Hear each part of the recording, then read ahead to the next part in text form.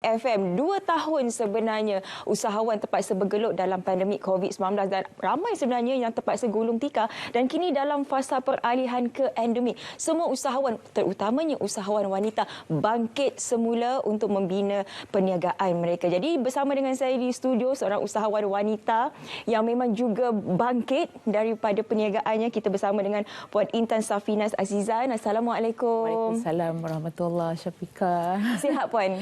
Sihat alhamdulillah. Alhamdulillah.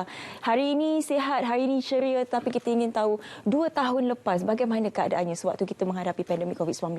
Okey, sebelum masa 2 tahun sebelum dalam orang kata apa dalam pandemik COVID-19 ni, saya sebagai pengilang of course saya menghadapi cabaran yang orang kata apa sangat besar disebabkan overhead.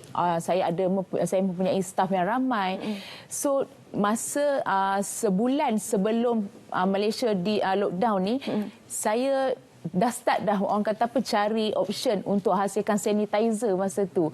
Tapi dalam sebulan sebelum COVID tu, kita orang Malaysia tak declare lockdown lagi, saya dah hasilkan, maknanya sanitizer tu yang banyak cover sebenarnya masa dalam lockdown, Malaysia lockdown tu. Okey, mungkin ada juga yang nak berkenalan dengan Puan. Sebenarnya latar belakang Puan bagaimana, apa perniagaan yang diusahakan kini Puan? Okey, saya Intan Safinas Azizan. Pengilang produk kosmetik dan juga skincare. Orang kata apa, starting dari buat produk ni disebabkan oleh arwah mak saya. Okey. Kita orang dari kecil ikut dia berniaga, pasar malam, pasar minggu. So dari situ saya terinspirasi dengan arwah mak saya, so saya start buat kilang sendiri. Daripada generasi ke generasi. Yes. Dua wanita yang cukup hebat, menempuh segala dugaan dan juga cabaran dalam perniagaan. Tapi itulah cabaran yang ditempuhi oleh wanita ini berbeza daripada lelaki dengan stigma masyarakatnya. Bagi Puan sendiri bagaimana?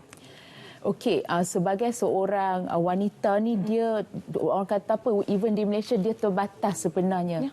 Okey, kalau kita terlajak menonjol sangat pun, pandangan masyarakat tu pun dia dah lain. Saya setuju.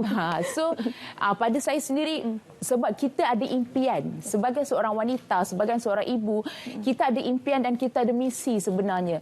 So cakap-cakap orang, pandangan yang pandangan orang pada kita tu, pada saya letak di belakang.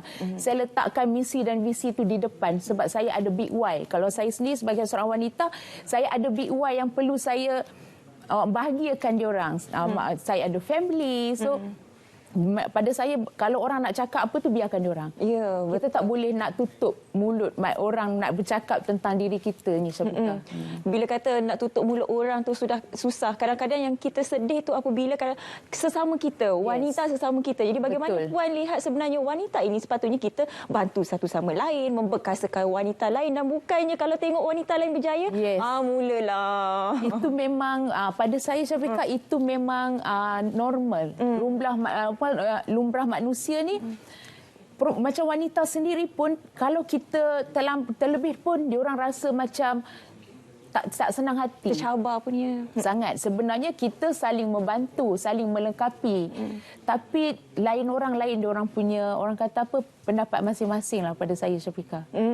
Okey, banyak sebenarnya bantuan dan juga inisiatif serta program yang diberikan oleh pihak kerajaan untuk membantu usahawan, bukan sahaja usahawan PKS tapi juga usahawan seperti Puan. Apa di antara bantuan yang diberikan dan juga Puan terima dan diguna pakai sepanjang tempoh cabaran itu? Okey, sejujurnya saya sendiri saya tidak dapat apa-apa bantuan daripada kerajaan sebenarnya. Okey. So kami, macam saya sendiri, saya starting dengan nothing, tak ada apa-apa. Saya jual kereta, saya jual rumah untuk startkan. Saya bermula dengan apa yang saya ada, Syafiqah. Yes. Okey.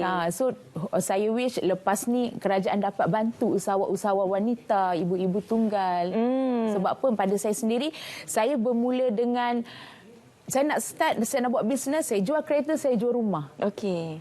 Sebab apa? Kalau saya tunggu sempurna, saya tak mungkin akan bermula. Okey, baik, biasalah dalam mana-mana perniagaan pengorbanan itu diperlukan. Yes, itu Tapi sangat dalam fasa kita menghadapi pandemik COVID-19 hari itu sebenarnya bantuan kerajaan kepada pengusaha seperti pengurangan bil elektrik, Yes. itulah, dan juga dari segi subsidi upah gaji kepada mereka yang memohon kepada pekeso. Jadi itu antara perkara-perkara sebenarnya yang diberikan oleh pihak kerajaan kepada kita sebenarnya. Okey, bercakap mengenai usahawan wanita bangkit bantu ekonomi setempat. Bagi pihak Puan sendiri, bagaimana Puan membantu ekonomi di kawasan tempat?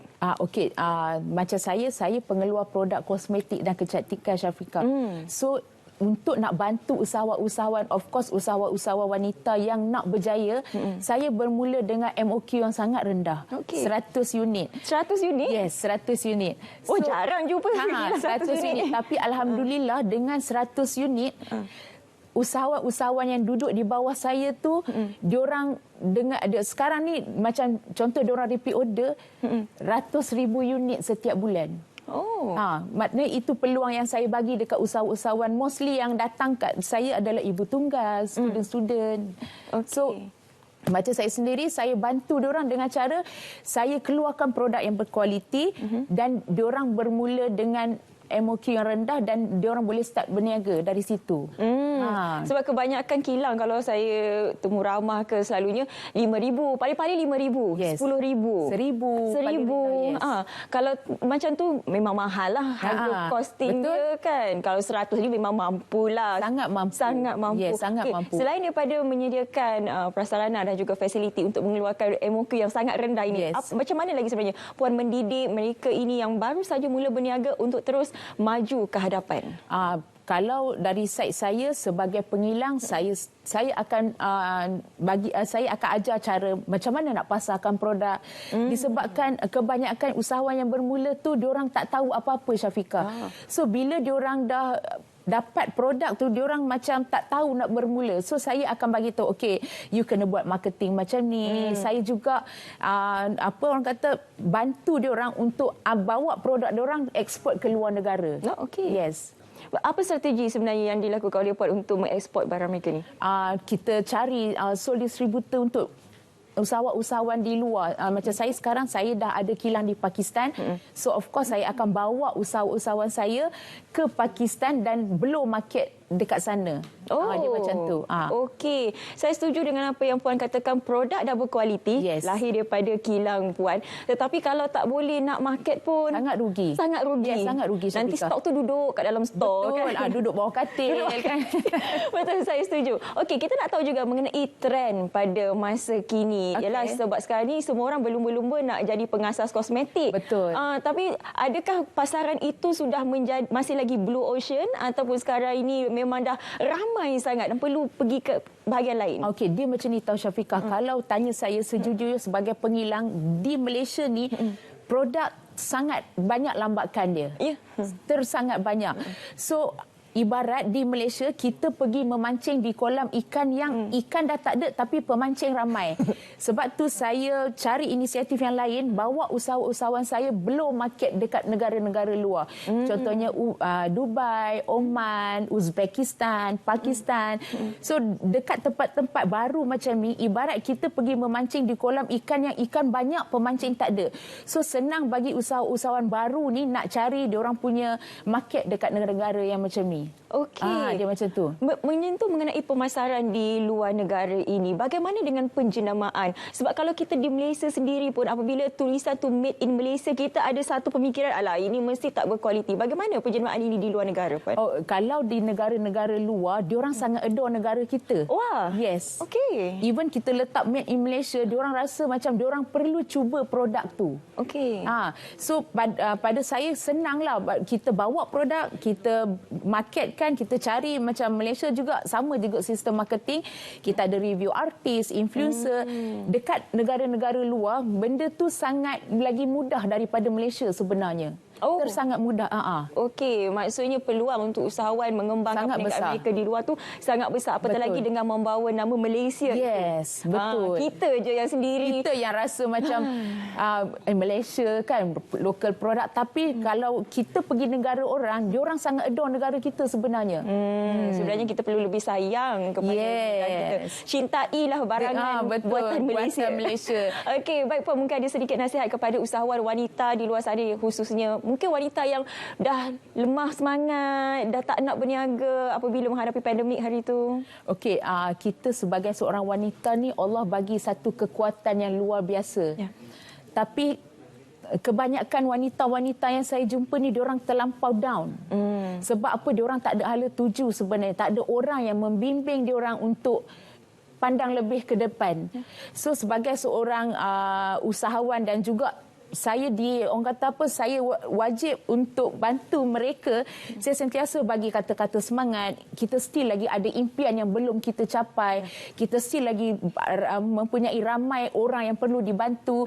So bila kita ingat benda tu, dia tak akan ada rasa down, dia akan terus rasa ingin bersemangat dan nak maju lagi. Ya, yang penting wanita kena membantu wanita lain, memperkasakan wanita lain, jangan menjatuhkan wanita lain. Terima kasih Puan Intan Safinaz Azizan, seorang usahawan yang cukup saya hormati sebenarnya hari ini. Terima kasih kerana sudi bersama dengan kami. Selamat pagi Malaysia. Baik, kita nak berehat